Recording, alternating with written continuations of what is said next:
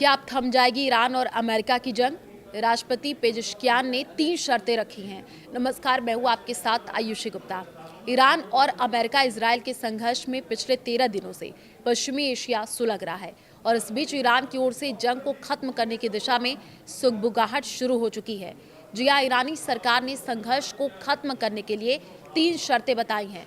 शर्तें बताते हुए ईरान के प्रेसिडेंट मसूद पेजेश्कियान ने यह कहा कि किसी भी प्रस्ताव में ईरान के कानूनी अधिकारों को मान्यता दी जानी चाहिए और ये गारंटी दी जानी चाहिए कि देश पर भविष्य में हमले नहीं होंगे। सोशल मीडिया प्लेटफॉर्म एक्स पर एक पोस्ट में पेजेश्कियान ने युद्ध के दौरान हुए नुकसान के लिए मुआवजे की भी मांग की है। उन्होंने लिखा, रूस और पाकिस्तान के नेताओं से बातचीत करके मैंने इस इलाके में शांति के लिए ईरान के वादे को फिर से पक्का किया। यहूदी शासन और यूएस की ओर शुरू की गई इस लड़ाई को खत्म करने का इकलौता तरीका ईरान के कानूनी अधिकारों को मान्यता देना, हर्जाना देना और भविष्य में हमले के खिलाफ पक्की इंटरनेशनल गारंटी देना है। तेल के खेल में ईरान ने चल दिया नहले पर दहला। जी हाँ, ईरानी राष्ट्रपति का युद्ध विराम का ऑफर तब आया है जब ईरान की सेना के प्रवक्ता अबुल फजल शेखरची ने सरकारी IRIB टीवी को बताया, अगर वाशिंगटन ने ईरानी पोर्ट सुविधाओं पर हमला किया तो फारस की खाड़ी, अरब की खाड़ी भी कहते हैं, में कोई भी पोर्ट, इकोनॉमिक सेंटर या जगह ईरान की पहुंच से बाहर नहीं होगी। सरकारी टीवी के मुताबिक सेना के प्रवक्ता अबुल फजल शेखरची ने कहा, अगर हमारे पोर्ट और डाक को खतरा होता है तो इस इलाके के सभी पोर्ट और डाक हमारे असली टारगेट होंगे।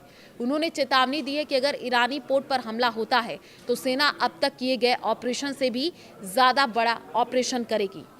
2.8 हजार जवाब। जी हाँ, अब आपको बता दें कि ईरानी राष्ट्रपति ने यह भी कहा कि मौजूदा संघर्ष की शुरुआत ज़ायनिस्ट शासन और अमेरिका की कार्रवाई से हुई। उनका कहना है कि जब तक इन मुद्दों पर ठोस समझौता नहीं होता तब तक युद्ध खत्म करना संभव नहीं होगा। ईरान इन देशों सहित अपने क्षेत्रीय सहयोगियों के साथ लगातार संपर्क में है, अंतर्राष्ट्रीय समर्थन जुटाने की कोशिश कर रहा है। ईरान की ये कूटनीतिक पहल ऐसे समय में सामने आई है जब युद्ध दूसरे हफ्ते में पहुंच चुका है और फिलहाल तनाव कम होने के कोई संकेत नहीं दिख रहे हैं। तेहरान का कहना है कि वो क्षेत्र में शांति चाहता है, लेकिन इसके लिए जिम्मेदार देशों को जवाबदेह ठहराया जाना जरूरी है। अमेरिका ने बड़ा ऐलान करके यू टर्न लिया है। ईरान की धमकी के बीच हॉर्मुज स्ट्रेस के पास भी नहीं फटक रहे हैं तेल टैंकर। जी हाँ, ये संघर्ष 28 फरवरी को उस समय शुरू हुआ था जब अमेरिका और इजराइल ने ईरान के खिलाफ संयुक्त रूप से एहतियाती हमला किया और इसके जवाब में ईरान ने इजराइल के कई शहरों पर ड्रोन और मिसाइल हमले किए। इसके अलावा जॉर्डन, इराक और खाड़ी के कई देशों में मौजूदा अमेरिकी सैन्य ठिकानों को भी निशाना बनाया गया। इन घटनाओं के बाद पूरे मध्य पूर्व में तनाव तेजी से बढ़ा और हालात ज्यादा गंभीर होते हुए चले गए।